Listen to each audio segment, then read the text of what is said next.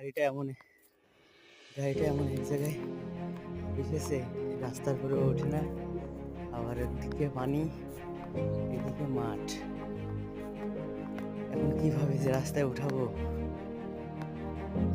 তাই বুঝতে পারছি না। অনেক উঁচু, এই জন্য হচ্ছে না রাস্তায়।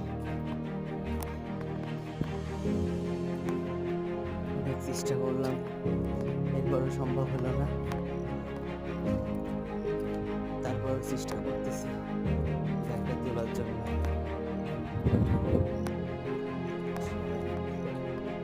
এসেছি এই মাঠে, অনেক দূর এসেছি এই মাঠে। এখন এখান থেকে তোলার চেষ্টা করতেছি গাড়ি, বাট হচ্ছে না। 3বার চেষ্টা করেছি।